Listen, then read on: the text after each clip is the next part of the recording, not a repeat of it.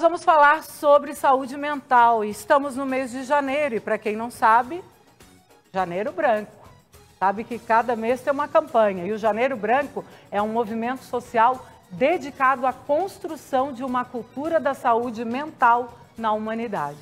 O seu objetivo é chamar a atenção dos indivíduos, das instituições, das sociedades e das autoridades para as necessidades relacionadas à saúde mental dos seres humanos. Uma humanidade mais saudável pressupõe respeito à condição psicológica de todos. E a meta dessa campanha é estimular a compreensão de que, igual ao físico, a mente também requer cuidados especiais. Colocar esse tema em evidência e gerar uma abordagem mais direta que estimule a conscientização sobre a importância de prevenir os danos emocionais são algumas das propostas do Janeiro Branco. A falta de atenção com a saúde mental influencia o aparecimento de outros males físicos e psicológicos. A escolha de janeiro foi uma estratégia para chamar a atenção, logo no começo do ano, para os motivos frustrantes de não ter conseguido cumprir alguma meta do ano finalizado. Sensações típicas de final de ano, gente, podem impactar decisões precipitadas e gerar preocupações e ansiedade excessiva por não saber lidar com certas situações. Portanto, o Janeiro Branco alerta aí sobre a importância de começar esse novo ciclo de forma mais saudável e tranquila. Cuidar das nossas emoções deve ser o primeiro objetivo para o ano que se iniciou, gente. Já que todas as outras conquistas dependem do quê? De estabilidade psicológica. Um efetivo controle emocional é a chave para alcançar uma vida plena e cheia de realizações. Então, para conversar conosco sobre essa temática hoje, nós convidamos a psicóloga de Educação Continuada, Aline Pereira da Silva, que vem acompanhada da Luísa Borges Rodrigues, que é psicóloga hospitalar. Ambas colaboradoras do Hospital Nossa Senhora da Conceição de Tubarão, que é referência nacional. Dizem que o nosso corpo fala. Eu digo que não. O corpo não fala, porque o meu não fala. Não é que ele seja mudo, é que o meu grita. Grita. E quando eu não estou bem psicologicamente, emocionalmente, o corpo grita. E ele grita de uma tal forma que chega a me assustar. Então eu quero ver quantas pessoas hoje irão se identificar com o tema do nosso programa, que é Janeiro Branco, um mês em alusão a uma campanha para a saúde mental. Isso é uma campanha aí que é para a humanidade, né, gente? Porque, olha, ultimamente, primeiro foi pandemia, e essa loucurada que estamos vivendo no país, todo mundo muito tenso, preocupados. Então, o que a gente pode fazer para mantermos a nossa saúde mental em dia?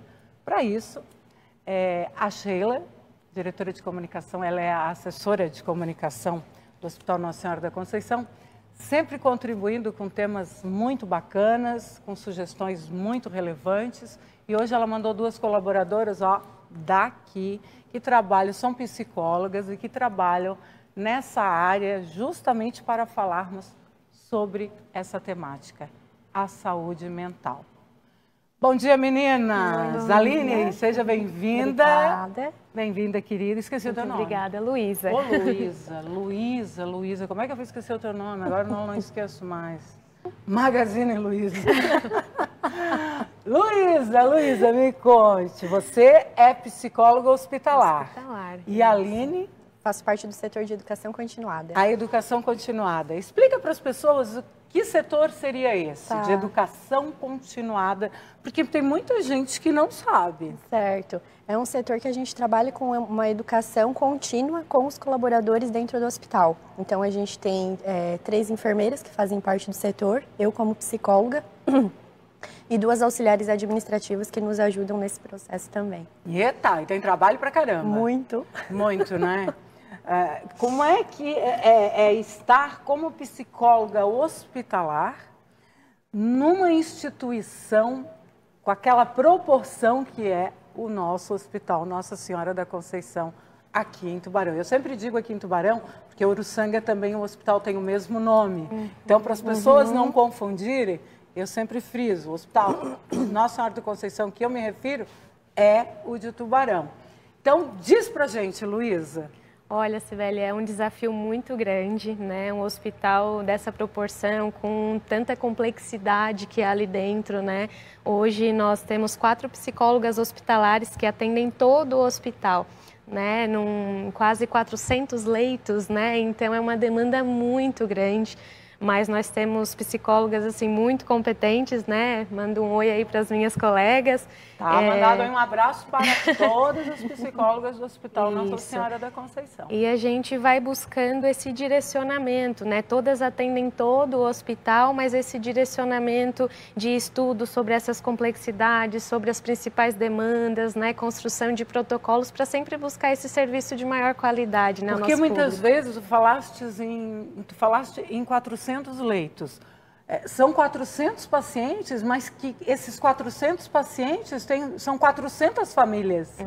E além de cuidar da saúde mental do paciente, vocês também têm que estar antenadas para a saúde mental dos acompanhantes, dos familiares, né? Porque muitas vezes os familiares mais incomodam do que ajudam. Com certeza, né? E por isso a gente precisa muito estar unido em equipe, assim, para identificando essas demandas de saúde mental, né? Porque a psicologia hospitalar, ela atende o paciente, as famílias, muitas vezes essa tríade que é a equipe, família e paciente. E precisa, né? Isso, então é muito dinâmico mesmo, assim.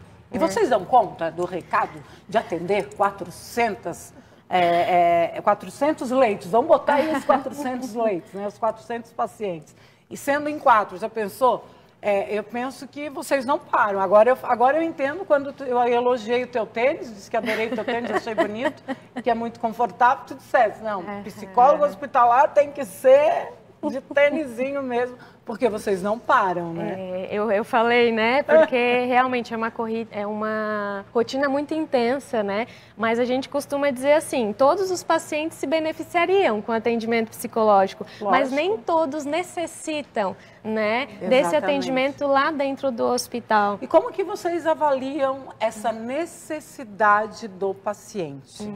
Então, por isso que eu falei que a gente conta muito com a equipe, né? Dos setores que está ali diariamente, com a equipe médica, né? Nós temos 2 formas de atendimento, assim, uma por pedido de parecer médico, onde o médico identifica ali os aspectos emocionais do paciente, essas necessidades, e aciona o serviço de psicologia, né, para o seu paciente, enfim, e onde a equipe, que também está ali de enfermagem, né, diariamente, também pode estar identificando esses aspectos e nos acionando. Isso para direcionar as 4, né, para toda essa complexidade e demanda que é, assim. E aí a Aline, ela tem que, faz a educação continuada, ou seja, tem que cuidar também da saúde psicológica dessa turma toda que cuida da saúde psicológica dos outros. Exato. Aí a gente trabalha muito com treinamento, desenvolvimento, né, as competências dos profissionais. O hospital investe bastante nisso, né? Isso. E aí a gente trabalha esses comportamentos, essas atitudes, né, a forma como a gente lida com esse paciente, né, o impacto, né, do nosso comportamento, do nosso jeitinho, né, na saúde desse paciente. E que é importante, né? Com certeza. Que é importante. Agora, quando vocês têm uma indicação médica, fica mais fácil. Mas nesse caso, olha, não tem indicação médica, vocês vão passar uma visita de rotina. Ali na conversa, vocês já conseguem identificar se o problema está com o paciente ou o problema está com quem está cuidando do paciente, né? Porque muitas vezes eu sei o quão desgastante é estar como acompanhante, principalmente, assim, a gente fica abalado emocionalmente. E o que é pior, a gente tem que disfarçar muito bem diante do paciente. Porque se a pessoa já está ali, é porque ela está enferma. Né? Se ela está hospitalizada, ela está enferma. Se eu sou acompanhante, primeiro que eu não tenho nem direito de dormir, eu tenho que estar acompanhando o paciente. E às vezes as pessoas reclamam, porque eu tive que dormir nessa cadeira dura. Eu digo, peraí, mas o acompanhante nem tem que dormir. O acompanhante está aí para isso, o nome já diz, é o acompanhante, ele tem que estar ali de olho. Teoricamente é o suporte para o paciente. É o suporte para o paciente, principalmente quando é um idoso, que tem que ter um acompanhante sempre, né?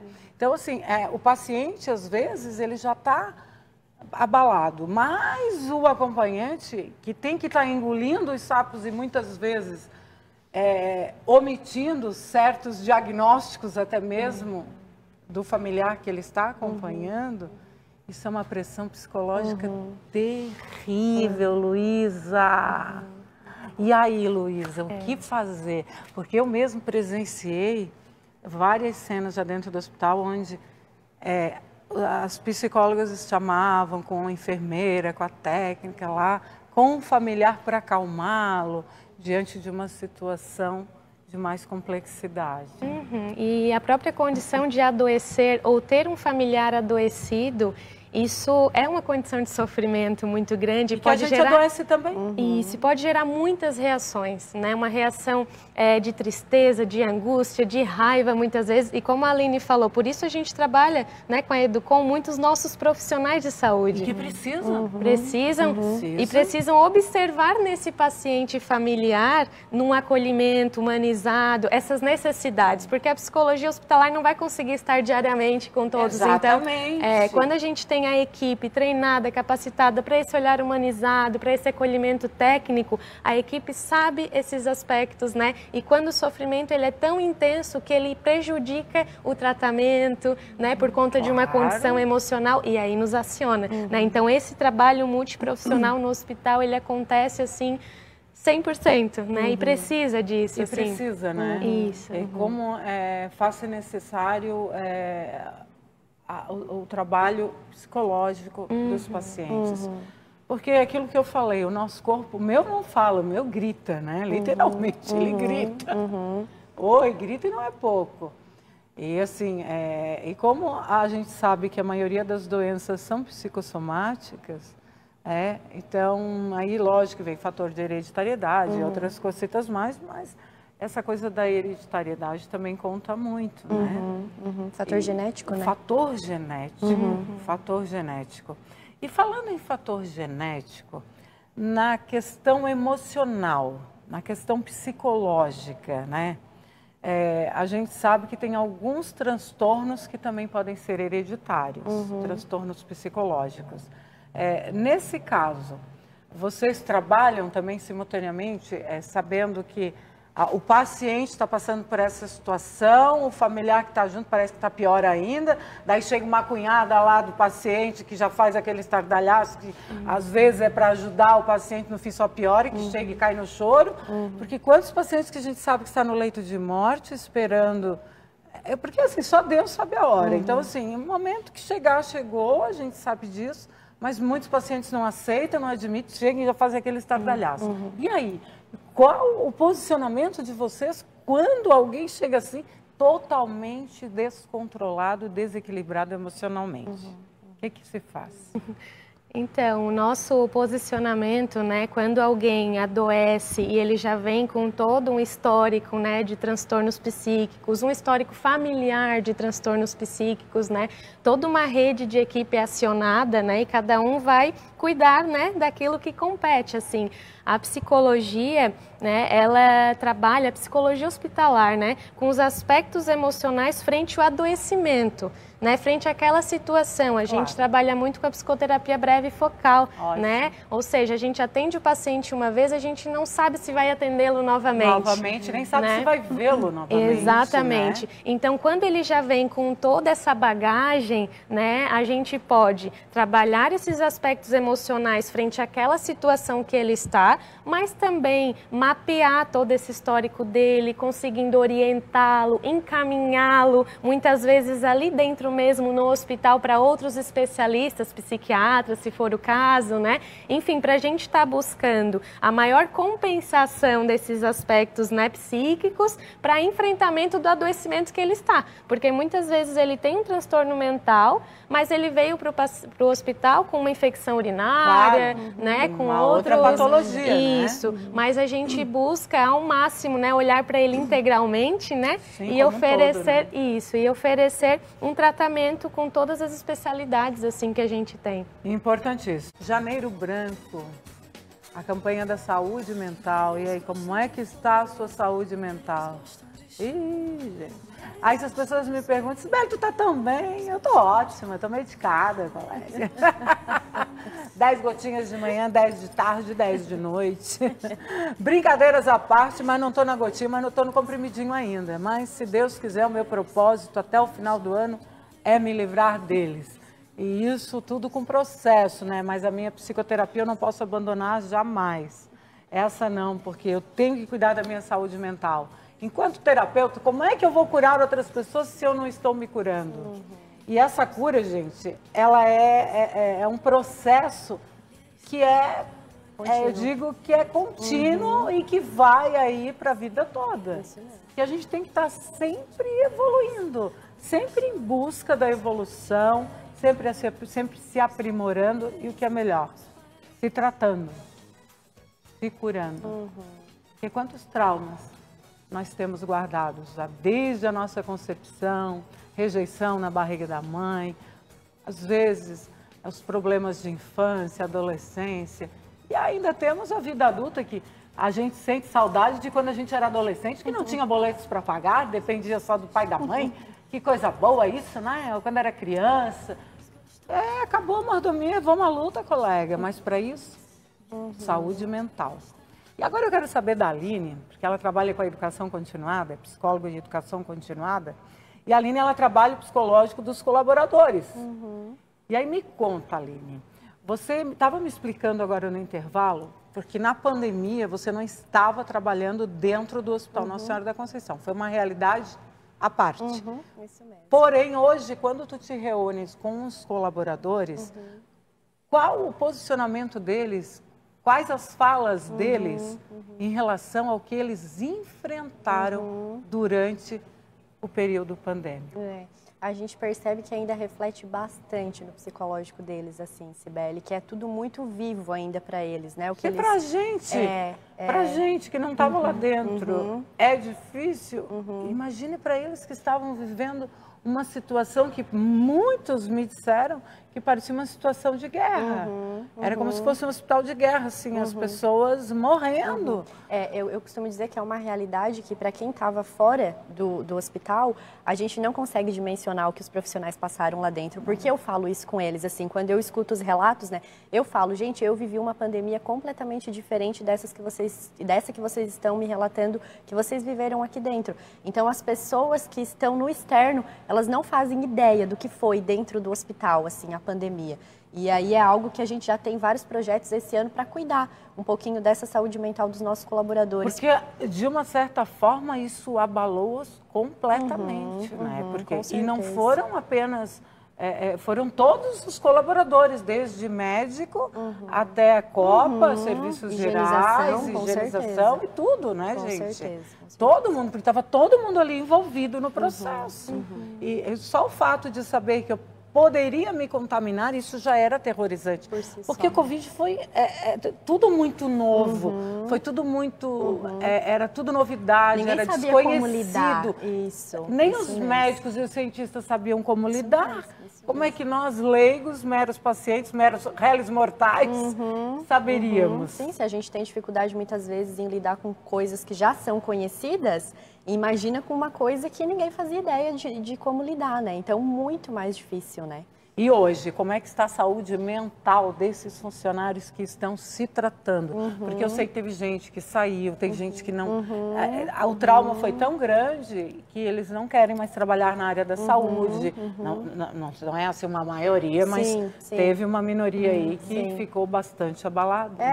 Temos casos e casos, né, Sibeli? Algumas pessoas que realmente se desligaram e não pretendem mais voltar para essa área. Outras pessoas que conseguiram ressignificar, né, que Exatamente. continuam ali no contexto, continuam trabalhando, né, claro, com preocupações e às vezes com algumas demandas assim particulares, mas que estão enfrentando, que continuam enfrentando aí, passando no dia a dia, assim, né? Nesse caso, enquanto psicóloga da educação continuada, qual é a dinâmica do teu trabalho? Como é que funciona, para a gente entender ali? Tá.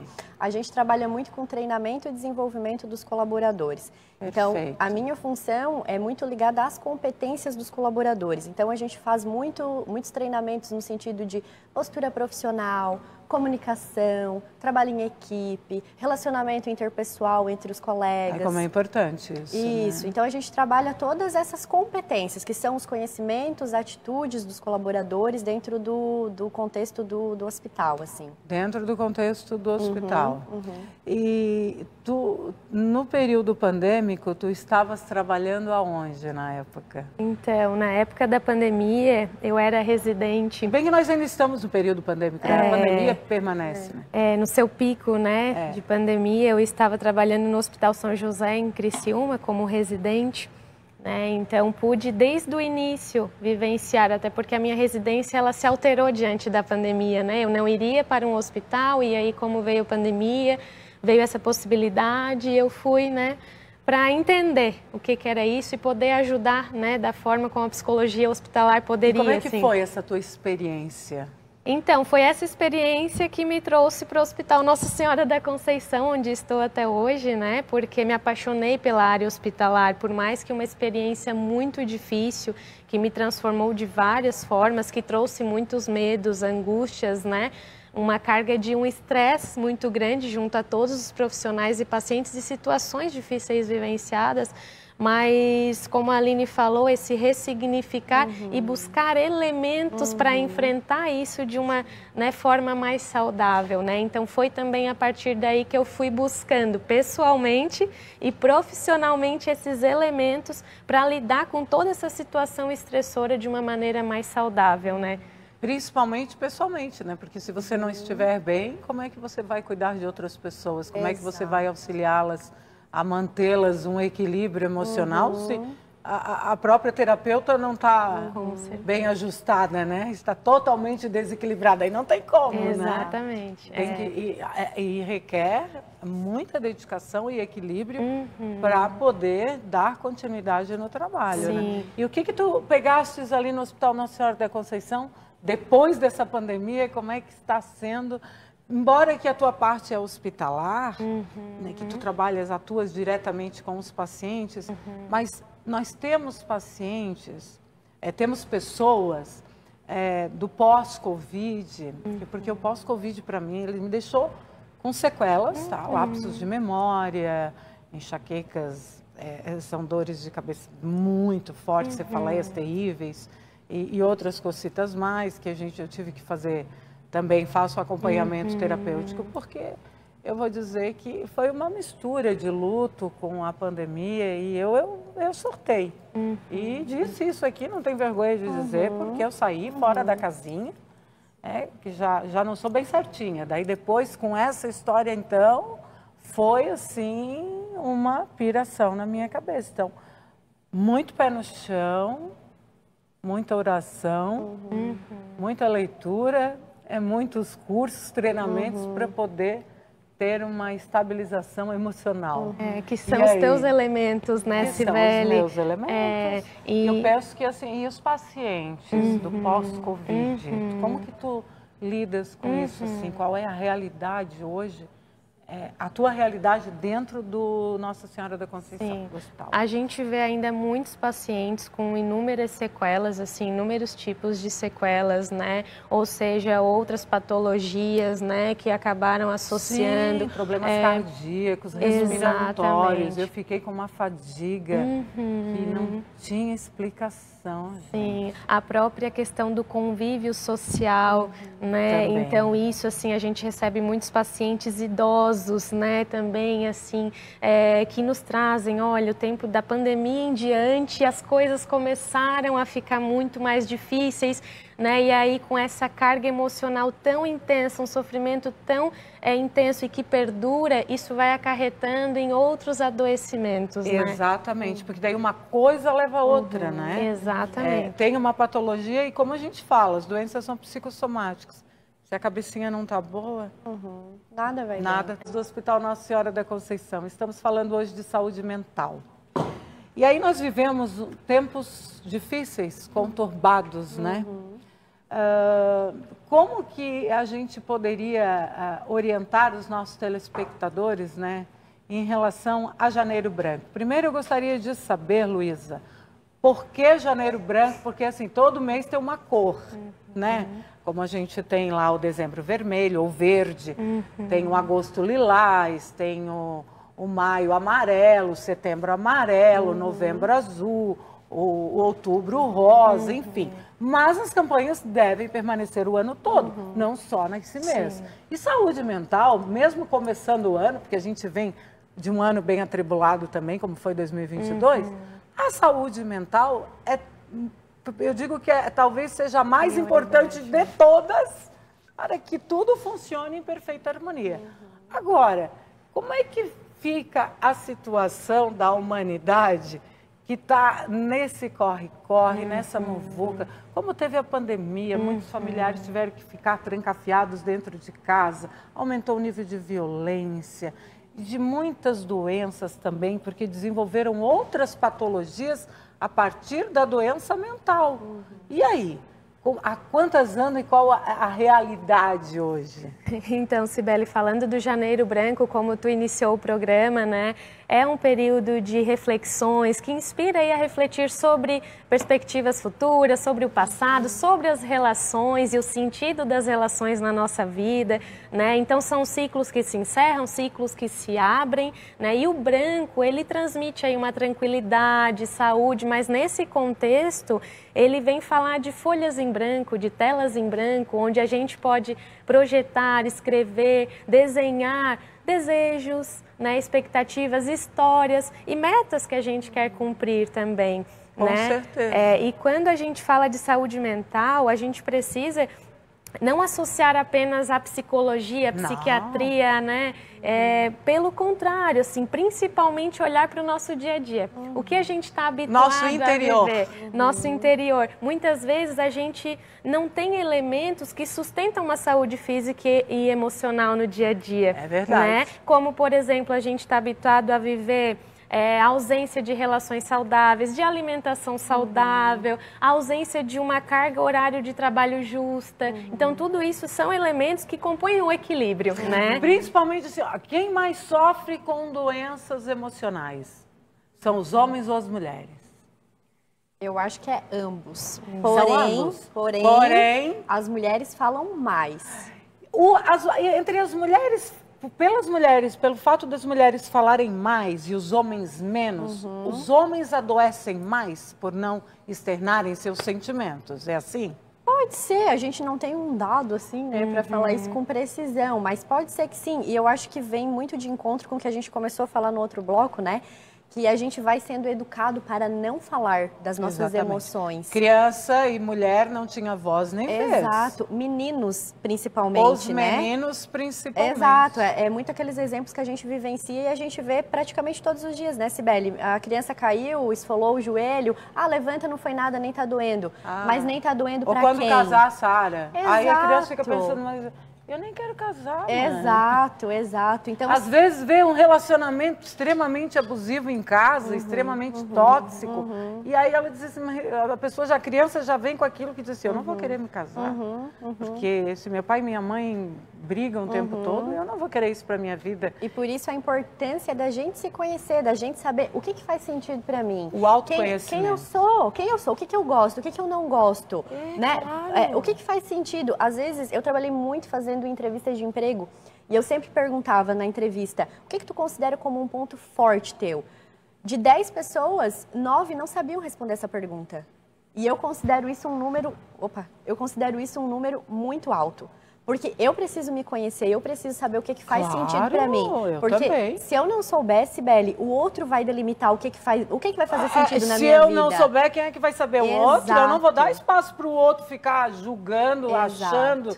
Porque o achismo é muito fácil. Com certeza. Agora, quando as pessoas... É por isso que eu digo que o mundo precisa de muito mais acolhimento do que julgamento. Com certeza. Ao invés de apontar, de julgar, de criticar, calça os meus sapatos e venha percorrer o meu caminho para ver.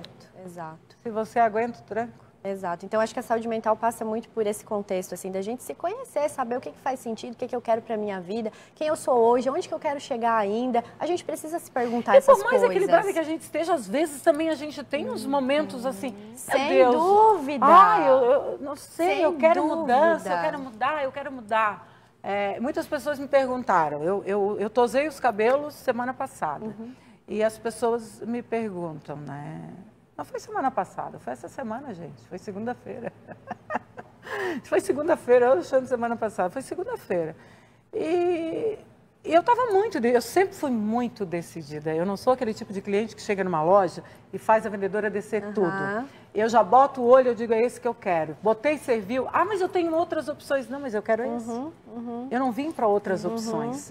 Não, mas tem isso, tem aquilo. Não. Se eu não gostar desse, se não me caiu bem, pode me mostrar outras opções. Mas eu sempre fui muito decidida. Eu não sou uma pessoa indecisa que fica, será? Então, assim, eu vejo a indecisão nas pessoas. Total. E o que gera essa indecisão? Falta de conhecimento. Se eu não me conheço, qualquer coisa serve. Exatamente. E uma coisa, o meu lema é 2023, já foi 2022. Eu jamais vou me quebrar para manter os outros inteiros. Não faço mais isso. Esse é o meu lema, Cibele, de 2023. Eu acho que esse ponto que tu trouxe também é importante a gente ressaltar. As pessoas, às vezes, elas olham para a vida do outro. Hoje, com rede social, isso é muito fácil. Terrível. E a gente acha assim, é uma vida perfeita. Gente, a gente tem que sair dessa ilusão. Ninguém tem vida perfeita. Ninguém. Todo mundo tem problema. Todo mundo. Exato. Agora, o que vai diferenciando uma pessoa da outra... a forma como você administra. A forma como a gente lida. A vida, ela é difícil, sim, para todo mundo. Às vezes, para um é um pouco mais intenso, às vezes, para o outro é um pouco menos intenso, mas é difícil para todo mundo. E a gente precisa ir procurando mecanismos e formas e jeitos de ir ultrapassando os desafios que sempre vão acontecer. E é certo. Exato. E estar bem não é estar ausente de sofrimento. Pelo contrário, é reconhecer esse sofrimento e ter esses mecanismos para enfrentá-lo. Não é verdade? Exatamente. Vocês prestaram atenção na mensagem hoje sobre a cura? Né? E o que vocês acharam? É linda. Não é verdade? É tudo aquilo, né? É o corpo, é a mente, é tudo junto, né? A gente não faz mais essa diferenciação, né, Cibele? Quando parte desequilibra, esse conjunto sofre, né? Exatamente. E o Janeiro Branco, o tema desse ano é A Vida Pede Equilíbrio. Né? Então... E tudo a ver com o que nós falamos durante o programa todo, de mantermos o equilíbrio. Então, assim, não compare a sua vida, não se compare com os outros. Ninguém é igual, gente. Ainda bem. Ainda bem, isso mesmo. Que ninguém é igual. Já pensou que graça teria o amarelo se só existisse o vermelho? Ou só existisse o azul? O verde, o rosa. Não, gente, o mundo está aí cheio de cores e é tão bom a gente enxergar todas as cores, de acordar durante a manhã ou a tarde, a hora que você acorda não importa, o importante é que você abra os olhos, agradeça a Deus por estar vivo, né? Porque o ser humano, isso que tu falaste, Aline, tem tudo a ver com essa questão cultural da educação que nós temos, que a mulher não tinha voz nem vez, crianças também não. A gente já falou disso numa outra situação aqui no programa, que até para sentar-se à mesa primeiro, os adultos, as crianças era por último. Hoje já os pais, a educação já está meio interverada aí, alguns valores invertidos que não. Para mim, eu acho que o certo era todo mundo sentar junto à mesa, porque a questão da mesa, a mesa cura. É como diz a Thalita Silveira, a mesa cura mesmo. Cura as pessoas, porque pelo menos uma refeição por dia a família deve estar reunida. Não para discutir, brigar, mas debater sobre como foi o dia, a comunicação, porque o diálogo é fundamental em qualquer situação. Exato. Seja qualquer tipo de relacionamento, seja afetivo, seja amigável, seja profissional, qualquer relacionamento é fundamental o diálogo. A gente só resolve as coisas conversando, não tem outra numa forma. Boa conversa, Exato. né? E numa boa conversa. Tem que saber falar, mas também tem que saber ouvir. Isso mesmo. Adorei conversar com vocês, gratidão. Acho que eu fiquei até um pouquinho mais equilibrada hoje. Já estou me sentindo um pouquinho mais equilibrada. Medicamento funcionando. Brincadeiras à parte, em relação ao medicamento, não abandone o seu, jamais interrompa o seu tratamento, principalmente com medicamentos controlados como antidepressivos, como ansiolíticos, indutores do sono. Jamais interrompa um tratamento assim, de uma hora para outra, por livre e espontânea vontade. Consulte seu médico para fazer o desmame. Não se interrompe o tratamento de uma hora para outra, porque a recaída, eu lhe garanto que é muito pior. O Mais Mulher agradece a participação das psicólogas queridíssimas, colaboradoras do Hospital Nossa Senhora da Conceição, agradecendo mais uma vez e mandando um abraço caloroso para toda a família do Hospital Nossa Senhora da Conceição. Tem muitos pacientes nos assistindo. Um beijo no coração, que Deus os abençoe e que vocês fiquem